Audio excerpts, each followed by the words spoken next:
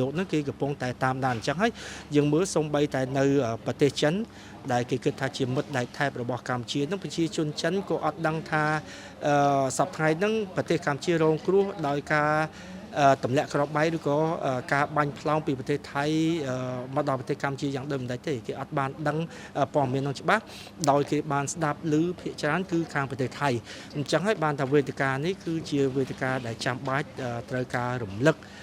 រំលេចឡើងវិញថាតើការខូចខាតធ្ងន់ធ្ងរប៉ុណ្ណាទៅសម្រាប់ប្រទេសកម្ពុជាជាពិសេសគឺការស្លាប់ជនស៊ីវិល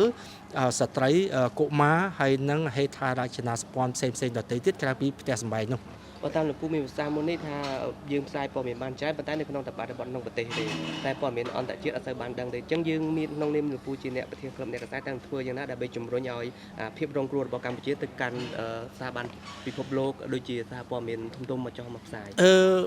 ថ្មីចុងក្រោយនេះយើងឃើញសារព័ត៌មានខ្មែរយើងចាប់ដើមបង្កើតនៅភាសាដទៃទៀតដូចជាភាសាអង់គ្លេសភាសាបារាំងហើយនិងភាសាចិនខ្ញុំថានេះគឺជាចំណុចវិជ្ជមានមួយរបស់សារព័ត៌មានកម្ពុជាដែលត្រូវពង្រីកនៅការផ្សព្វផ្សាយរបស់ខ្លួនភាសាដទៃទៀតហើយក្រៅពីនេះអ្នកសារព័ត៌មានខ្មែរយើងនឹងក៏ច្រើនដែរចាប់ផ្ដើមបានធ្វើការជាមួយសារព័ត៌មានបរទេសដោយគាត់អាចប្រស្រ័យតាក់ទងជាភាសាអង់គ្លេសជាភាសាបារាំងភាសាចិននិងភាសាដទៃទៀតដើម្បីឲ្យសម្លេងហ្នឹងទៅក្រៅប្រទេសហើយខ្ញុំក៏អំពាវនាវសូមឲ្យអ្នកសារព័ត៌មានយើងដែលអ្នកសារព័ត៌មានដែលគាត់ចេញពីអាជីពនឹងហើយក៏ដោយគាត់អាចបន្តហើយក៏មានអ្នកដែលធ្វើជា freelance ដែរគាត់ចេញពីអ្នកសារព័ត៌មានពីស្ថាប័នប៉ុន្តែគាត់ទៅធ្វើជា freelance ដើម្បីជួយឲ្យសារព័ត៌មានបរទេសមួយចំនួនហ្នឹងចូលមកកម្ពុជាផ្សព្វផ្សាយពីការពិតតើមានកើតឡើងយ៉ាងដូចម្ដេចកំពុងកើតឡើងយ៉ាងដូចម្ដេចហើយវានឹងទៅជាយ៉ាងដូចម្ដេចនៅពេលថ្ងៃខាងមុខនេះជាពិសេសយើងមើលនៅក្នុងពេលដែលទាហានថៃកំពុងតែបន្តការវាយប្រហារមកលើទឹកដីកម្ពុជាកាន់តែធ្ងន់ធ្ងរទៅដែលពីដើមឡើយគេគិតថាជាចំនួនព្រំដែនទេរវាងកម្ពុជានិងថៃប៉ុន្តែឥឡូវនេះវាចូលជ្រៅទី1ដោយសារថាការទម្លាក់គ្រាប់បែកតាមរយៈការប្រើយន្តហោះ F-16 របស់សហរដ្ឋអាមេរិកនេះទាហានថៃប្រើនេះចូលមក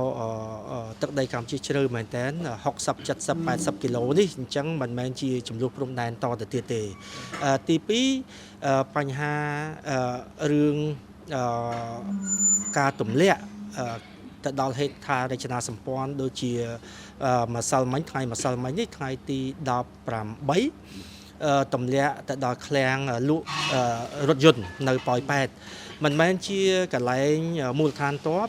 មិនមែនជាកន្លែងយោធាទេប៉ុន្តែទៅជាកន្លែងស៊ីវិលអានេះហើយគឺជាសកម្មភាពដែលអ្នកសារព័ត៌មានសុទ្ធតែអាចបង្ហាញឲ្យពិភពលោកបានដឹងហើយរាល់ពេលដែលគាត់ទម្លាក់ម្ដងពេលដែលគាត់គ្រាប់ផ្លោងមកហ្នឹងគឺធ្វើឲ្យប្រជាជនស៊ីវិលកម្ពុជាហ្នឹងនាំគ្នារើចេញពីទីតាំងដែលគាត់ធ្លាប់រស់នៅច្រើនមែនតើពីមួយកន្លែងទៅមួយកន្លែងចឹងហើយបានធ្វើឲ្យជំរុំជនភៀសខ្លួនបង្កើតច្រើនឡើងហើយចំនួនជនភៀសខ្លួនហ្នឹងកើនរាល់ថ្ងៃចឹងទាំងអស់នេះគឺជាសោកនាដកម្មមួយរបស់ប្រទេសកម្ពុជាដែលมันធ្លាប់មានពីមុនមកជាពិសេសនៅក្នុងប្រវត្តិសាស្ត្រថ្មីនេះដែលប្រទេសជិតខាងបានបង្កវិនិស្សកម្មដ៏ធ្ងន់ធ្ងរមែនទែនទៅពុំមួយសំណួរទៀតដោយសារតែបច្ចុប្បន្ននេះក្រុមអ្នកសារព័ត៌មានយើងបានពុះពៀមែនទែនក្នុងការផ្ដិតយកព័ត៌មានពាក់ព័ន្ធនឹងបញ្ហាព្រំដែនប៉ុន្តែទន្ទឹមនឹងហ្នឹងតាមបណ្ដាញសង្គមក៏មានការចោទប្រកាន់ថាយើងនឹងដល់ដូចតាក់ទងស្ពានអីក៏ដែរស្ពានជាដើមថាដោយសារអ្នកព័ត៌មានហ្នឹងឯងបានពួកថៃហ្នឹងវាស៊ើបដឹងទៅជឿជាចារកម្មជាអីចឹងណាអញ្ចឹងលោកពូមានក្នុងនាមជាប្រធានក្លឹបអ្នកកសែតមានអីជាបញ្យលទៅកាន់សាធារណជនឲ្យបានយល់ពីបញ្ហានេះ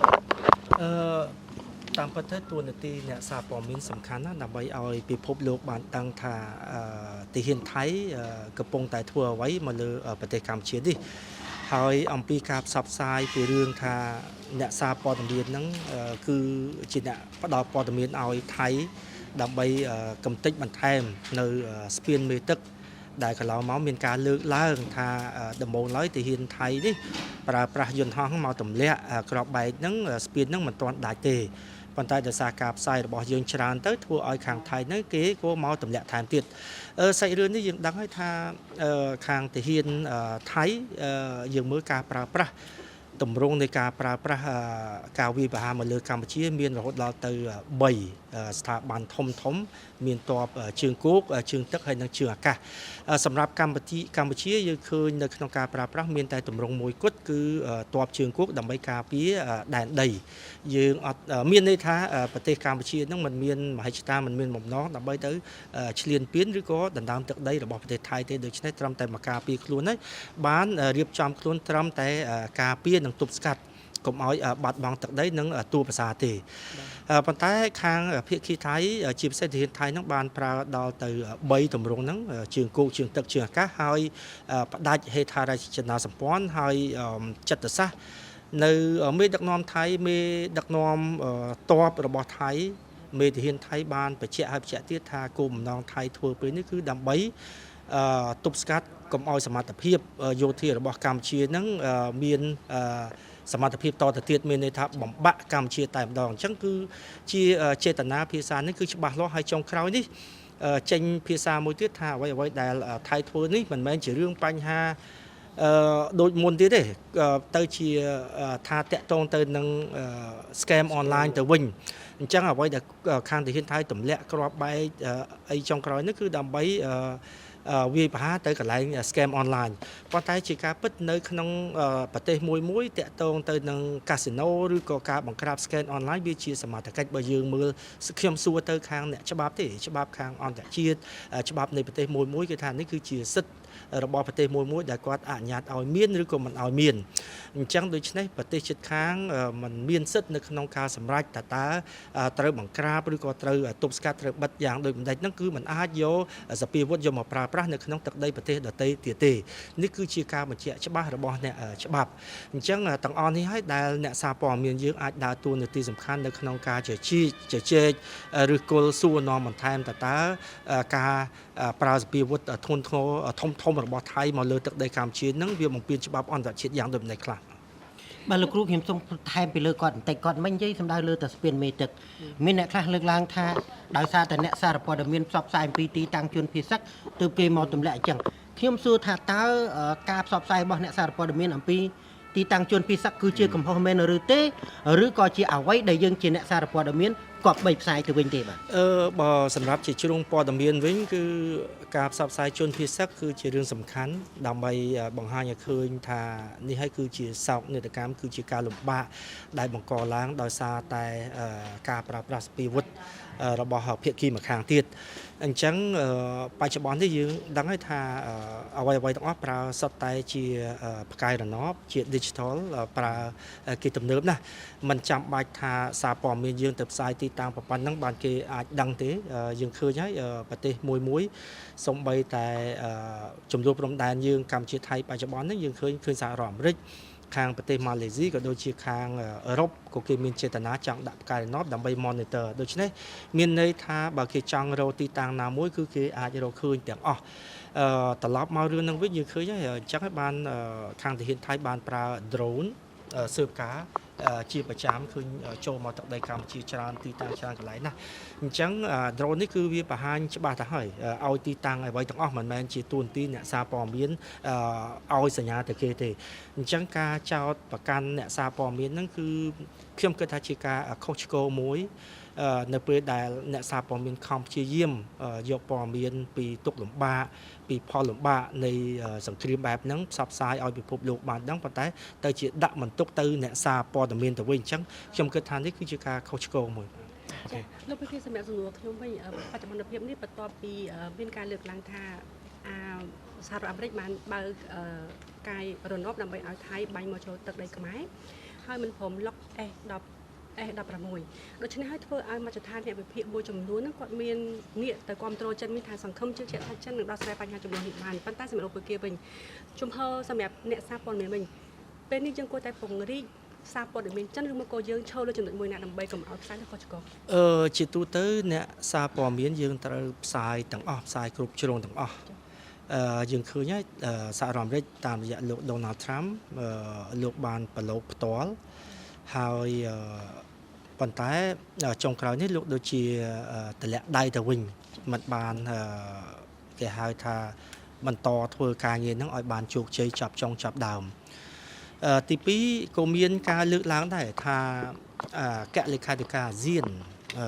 លោកបណ្ឌិតកៅកំហួនដែលមានជាតិដើមកំណើតជាពលរដ្ឋខ្មែរដែរប៉ុន្តែលោកដូចជាមិនបានជួយអីដល់កម្ពុជាត្រង់ចំណុចនេះក៏ខ្ញុំចង់ជម្រាបជូនដែរថានៅក្នុងក្របខ័ណ្ឌអាស៊ានគឺជាសម្លេងរួមរបស់អាស៊ានទាំង11ប្រទេសបច្ចុប្បន្ន11ប្រទេសនេះអគ្គលេខាធិការគឺជាសេនាធិការមួយដែលលោកមិនអាចប្រើសម្លេងអត្តនោម័តខ្លួនឯងដើម្បីកាន់ជើងភាគីម្ខាងទៅម្ខាងទេអញ្ចឹងព្យាយាមបានតែត្រឹមសម្របសម្រួលហើយខ្ញុំឃើញអគ្គលេខាធិការអាស៊ានហ្នឹងលោកបណ្ឌិតកៅកំហួនហ្នឹងបានដើរតួនាទីសំខាន់ដែរនៅក្នុងការគៀងគរធ្វើយ៉ាងណាដើម្បីឲ្យមានការកោះប្រជុំការជជែកពិភាក្សាក្នុងក្របខ័ណ្ឌអាស៊ានហ្នឹងរហូតដល់ថ្មីនេះក៏មានឯកសារមួយបែកធ្លាយដែរគឺលោកបណ្ឌិតកៅកំហួនហ្នឹងបានធ្វើលិខិតទៅលោកនាយករដ្ឋមន្ត្រីអានវ៉ាអ៊ីប្រាហ៊ីមរបស់ម៉ាឡេស៊ីដើម្បីឲ្យមានការកោះប្រជុំរដ្ឋមន្ត្រីការបរទេសឬក៏ភាគីពាក់ព័ន្ធនេះអញ្ចឹងហើយបានជាលោកអានវ៉ានឹងសម្របសម្រួលធ្វើការជាមួយសហរដ្ឋអាមេរិកផងជាមួយអាស៊ានផងជាមួយអគ្គលេខាធិការនឹងកោះប្រជុំឲ្យមានកិច្ចប្រជុំពិសេសថ្នាក់រដ្ឋមន្ត្រីការបរទេសអាស៊ាននៅថ្ងៃទី16ប៉ុន្តែដោយសារខាងភាគីថៃសុំពន្យារហូតដល់ថ្ងៃទី22អញ្ចឹងនេះគឺជាសញ្ញាមួយដែរថាហេតុអីបានជាថៃគាត់ពន្យាពេលទៅថ្ងៃ22ហើយតើថ្ងៃ22ពេលមកដល់ហ្នឹងអាចគាត់នឹងទៅតាមផែនការឬក៏គាត់សុំពន្យាទៀតហើយត្រឡប់ទី3អំពីបេសកជនពិសេសរបស់ចិនដែលគាត់ប្រហែលជាមើលឃើញថាមើលទៅចំនួននេះมันងាយចប់ហើយការវាយប្រហារគ្នានឹងធ្ងន់ធ្ងរទៅជាពិសេសគឺពីភាគីថៃនេះអញ្ចឹងហើយបានជាខាងចិននឹងមានចេតនាដើម្បីចូលជួយអន្តរាគមន៍អញ្ចឹងយើងមើលឃើញទី1សហរដ្ឋអាមេរិកទី2ចិនទី3អាស៊ានដើរទាំងអស់ប៉ុន្តែអ្វីដែលជាបញ្ហាប្រឈមគឺខាងភាគីថៃទៅវិញទេដែលមានចេតនាយើងមើលទៅតាមទម្រង់នេះគឺមានចេតនានៅក្នុងការធ្វើឲ្យវិស័យយោធារបស់កម្ពុជានឹងឲ្យគេហៅថាស្វិតតែម្ដងពីការទី2គឺដើម្បីបង្ហាញពីជាតិនិយមយើងឃើញអ្នកប្រវត្តិសាស្ត្រអ្នកគ្រូសាស្ត្រាចារ្យថៃច្រើនណាស់បានលើកពីបញ្ហាប្រទេសថៃផ្ទៃក្នុងថៃនេះដែលនាំចំនួនមកកម្ពុជាគេមិនឯកភាពច្រើននៅក្នុងប្រទេសថៃមានអ្នកល្អមានអ្នកអាក្រក់ប្រទេសណាក៏ដូចគ្នាប៉ុន្តែក៏សូមសរសើរសាស្ត្រាចារ្យអ្នកសារព័ត៌មានផ្សេងអ្នកប្រវត្តិសាស្ត្រហ្នឹងបានលើកពីដែលចេតនារបស់ថៃប្រវត្តិសាស្ត្ររបស់ថៃហើយនៅចំនួនផ្ទៃក្នុងរបស់ថៃហ្នឹងបញ្ហា3ធំហ្នឹងហើយដែលនាំចំនួនពីប្រទេសថៃមកកាន់កម្ពុជាបច្ចុប្បន្ននេះអញ្ចឹងអំពីប្រទេសចិនខ្ញុំយល់ឃើញថាគោលជាការសំខាន់ដែលកម្ពុជាអ្នកសារព័ត៌មានយើងត្រូវផ្សាយជាភាសាចិនឲ្យច្រើនដែរឲ្យពលរដ្ឋចិនបានដឹងថាខាងភាគីថៃបានធ្វើអ្វីខ្លះមកលើភាគីកម្ពុជានេះខ្ញុំសូមប្រសាសន៍ខ្លីមួយទៀតទេសម្រាប់អ្នកខ្ញុំផ្ទាល់ព្រឹកមិញនាងខ្ញុំឃើញការវេញាជាច្រើននៅក្នុងវេទិកានេះពលរដ្ឋប៉ុន្តែវេញាអំពីរឿងអក្សរសាស្ត្រទៅវិញលើកក្រោយអាចមានទេថាមានអ្នកជំនាញអក្សរសាស្ត្រឬក៏មានអ្នកជំនាញភាសាអង់គ្លេសមកជាមួយដើម្បីចំណេញបង្រៀនអ្នកកសែតផងហើយនឹងសង្ខេបពេលខ្លីសម្រាប់នៅក្នុងកិច្ចពិភាក្សាផងចា៎សូមអរគុណចំណុចនេះសំខាន់រាល់ឆ្នាំគឺយើងតែងតែចែកតាក់ទងទៅនឹងអក្សរសាស្ត្រអក្ខរាវិរុទ្ធឃ្លាឃ្លោងការប្រើប្រាស់នៅក្នុងសេចក្តីថ្លែងការណ៍រួមហើយតាមពិតទៅរាជមន្ត្រីសភានឹងថាមានគម្រោងចូលរួមហើយដើម្បីទៅចែកដែរក៏ប៉ុន្តែព្រឹកមិញនេះដូចជាមានការយល់ច្រឡំគ្នាប្រហែលជាលោកចូលពេលល្ងាចទៅវិញកម្មវិធីពេលព្រឹកមានការទៅចែកតាក់ទងនឹងសេចក្តីថ្លែងការណ៍រួមមានដល់ទៅ13ចំណុចនេះហើយក៏បានលម្អិតវាតាក់ទងចឹងមែនហើយខ្ញុំគិតថាជាចំណុចល្អដែលអ្នកអក្សរសាស្ត្រក្រៅពីអ្នកសារព័ត៌មានដែលគាត់ចេះដឹងយល់ដឹងប្រវត្តិសាស្ត្រប៉ុន្តែក៏មិនចំជំនាញរបស់គាត់ដោយអក្សរសាស្ត្រខាងផ្នែករាជមន្ត្រីសភាឬក៏អ្នកជំនាញដទៃទៀតដែរអញ្ចឹងនេះក៏ជាឱកាសល្អដែរដែលក្រោយក្លឹបនឹងពិចារណាដើម្បីអញ្ជើញអ្នកជំនាញផ្នែកប្រវត្តិសាស្ត្រនិងអក្សរសាស្ត្រចូលរួមដើម្បីផ្ដល់ជាធាតុចូលដែរ